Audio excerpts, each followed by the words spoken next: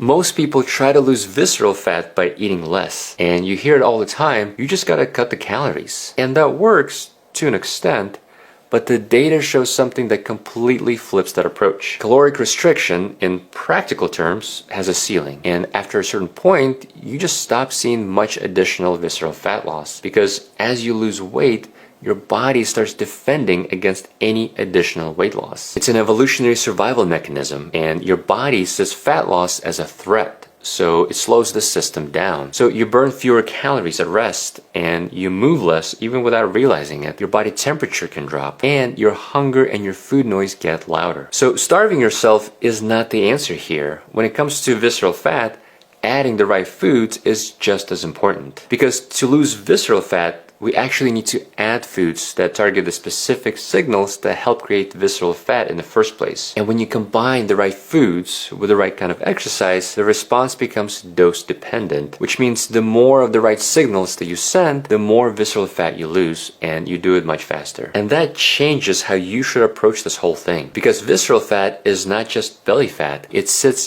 deep inside your abdomen. It wraps around your liver and your stomach and your pancreas and your other internal organs. And visceral fat is metabolically active, so it continuously pumps out inflammatory signals. And these signals disrupt your hormones, and they actually create this self-reinforcing loop that eventually leads to things like type 2 diabetes and heart disease and cancer and even dementia. So in this video, I want to walk you through the exact protocol, the specific foods that target visceral fat through 3 different biological mechanisms. And then we'll talk about the exercise piece that becomes the multiplier on top of all of that. And I'll show you how you can cut your visceral fat nearly in half in just 8 weeks. And if you're new here, I'm Dr. Leonid Kim. I'm a double board certified physician, and on this channel, my mission is to give you the science and practical tools to live longer and feel better. And standard disclaimer, even though I'm a physician, I'm not your physician.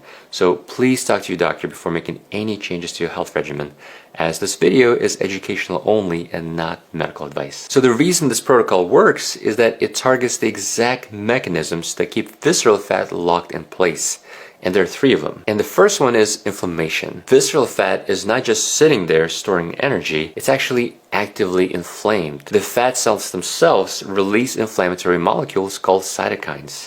So they release things like TNF-alpha and interleukin-6, and this creates a feedback loop.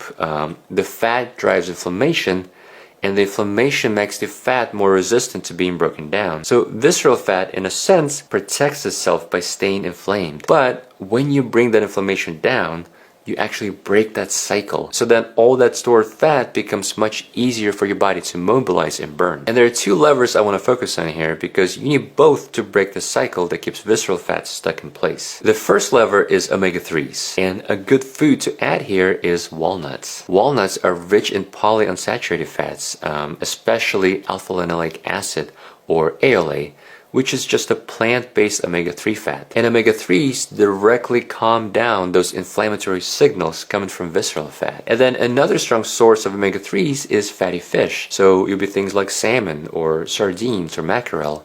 Those are rich in EPA and DHA, and they also help with insulin sensitivity and fatty liver. And the second layer here is polyphenols. And walnuts actually help here too, because walnuts are not just rich in omega-3s, they also contain a lot of polyphenols. These compounds help in a different way. Polyphenols improve how fat is handled and burned, so your body shifts more toward burning energy instead of storing it. And there was an interesting randomized control trial where researchers compared 3 groups. There was a standard healthy diet group, and then there was a standard Mediterranean diet, and then there was a greener, more polyphenol-rich Mediterranean diet. So both Mediterranean groups got a small handful of walnuts per day, about 28 grams or just 1/4 of a cup. But the greener Mediterranean version also added green tea, a daily monkai shake, and less processed and red meat. And when they measured visceral fat by MRI, the greener, polyphenol-rich Mediterranean group lost almost double the visceral fat compared to the regular Mediterranean group. And this is already showing you why this goes beyond calories in and calories out. Both groups were eating the same number of calories, but the group that added more polyphenol-rich foods lost more than double the visceral fat. Same calories,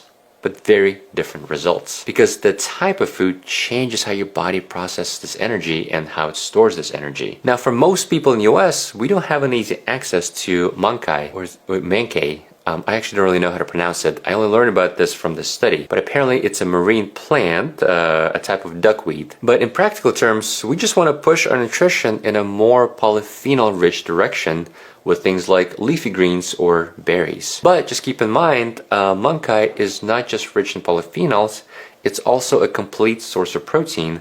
So if we really wanted to replicate this, we still want to get adequate protein somewhere else. Now, the second mechanism that keeps visceral fat locked in place is insulin resistance. When your body becomes resistant to insulin, your cells just stop responding to it efficiently. So your pancreas is forced to pump out more and more insulin to try to clear all that excess glucose in the blood. And chronically elevated insulin directly promotes fat storage, especially around your organs. This is why people with insulin resistance also tend to disproportionately accumulate fat around the abdomen and around those internal organs, even when their total calorie intake hasn't changed. So anything that improves how your body responds to insulin is going to make it easier to clear visceral fat. And there are two really good foods to do this, but they do it in two very different pathways. And the first one is broccoli sprouts, and this is probably the most underrated food on this list. Broccoli sprouts are packed with a compound called sulforaphane. It's a compound that activates a pathway called NRF2. And NRF2 is like this internal control center for inflammation and oxidative stress. When NRF2 turns on, it actually activates a whole network of genes that protects your mitochondria, and they reduce inflammation at the cellular level. And this is just as important. Sulforaphane also tells the liver to slow down gluconeogenesis, which is when your liver produces new glucose on its own. So now you're getting better blood sugar control from two different directions all at once. Now, why broccoli sprouts and not regular broccoli? Because broccoli sprouts have anywhere from 20 to 100 times more sulforaphane precursors than the mature vegetable. So just a small handful of sprouts can deliver more sulforaphane than an entire head of broccoli. And most people can get good benefits with about a half a cup per day, ideally raw or mixed into a salad, or you can even blend it into a smoothie. But an important side note, sulforaphane clears your system pretty quickly. So ideally, we want to eat just a little bit, but every day,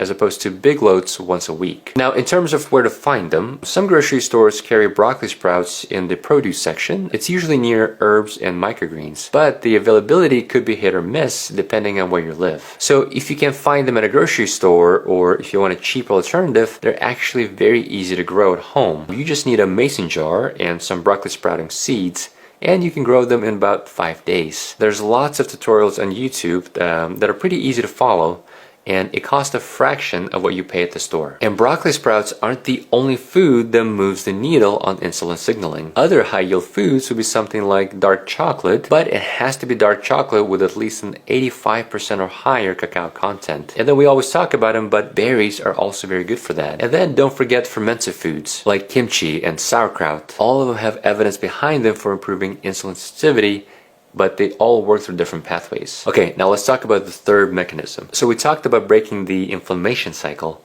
and then fixing that insulin signaling. But your body also needs the signal to actually start burning stored fat. So this is where extra virgin olive oil comes in. The polyphenols in olive oil activate two specific pathways. The first one is your AMPK pathway, which is basically your body's energy sensor. When AMPK turns on, it tells your cells to start pulling from fat stores and burning them for fuel. And then the second pathway is called the SIRT1 pathway. So this one improves how efficiently your mitochondria operate, especially in your muscles. So not only does your body get the signal to burn fat, it actually gets better at doing it. And there's a study published in the European Journal of Nutrition that showed this exact pattern. So this was a double-blind, randomized control trial where they compared extra virgin olive oil to soybean oil. So both groups ate the same number of calories, and they had the same calorie deficit. And the result was the olive oil group lost 80% more body fat than the soybean oil group, all with just 25 milliliters per day, which is about 1.5 tablespoons. So same calories and same deficit, but completely different outcomes, because olive oil was telling the body to burn more fat. And that's the deeper point here.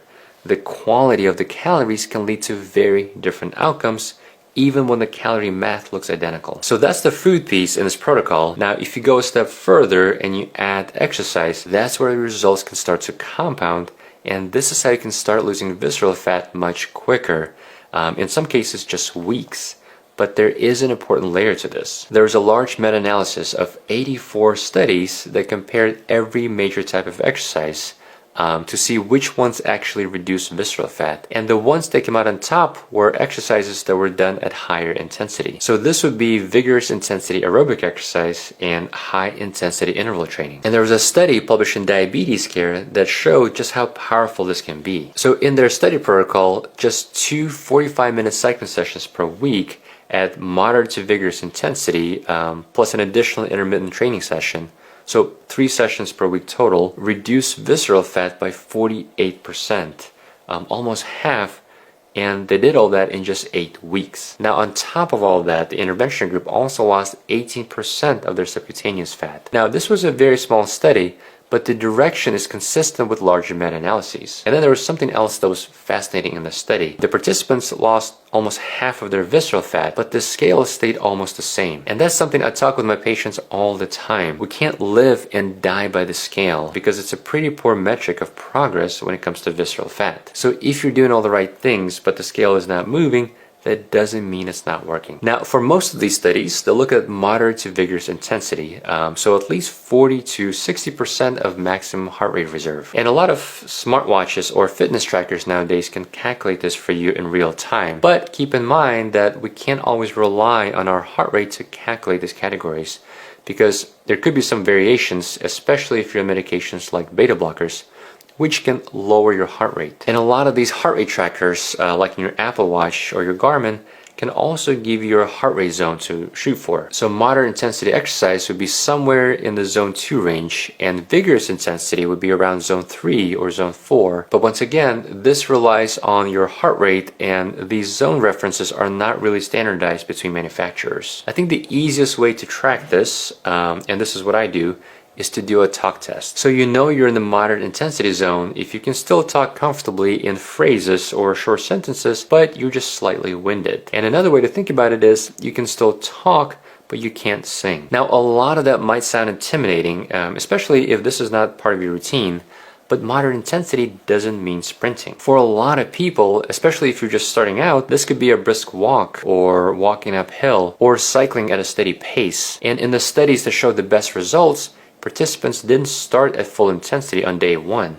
They actually ramped up over several weeks to even several months. So the goal is to work your way up gradually to higher and higher intensity and not jump straight to the top, because that's how you injure yourself. And if you have a heart condition, definitely talk to your doctor to see what level of intensity is right for you, because everybody's different. So all you need is just 2 or 3 sessions per week, 45 minutes per session. And it really doesn't matter what type of exercise you choose as long as you incorporate intensity.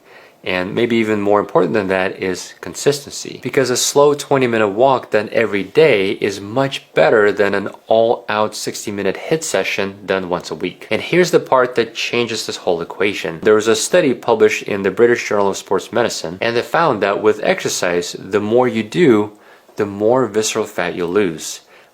You lose it in a dose-dependent manner. But with caloric restriction, they did not see the same response. There was a ceiling to how much caloric restriction helps, but there was no ceiling to how much movement helps. So you absolutely do not need to starve yourself to lose visceral fat. Just target all the right foods that we talked about and aim for a small calorie deficit. But if you want to speed up the process, just pull the lever on aerobic exercise and intensity. Alright, I hope this was helpful. Stay healthy, and I'll see you in the next one.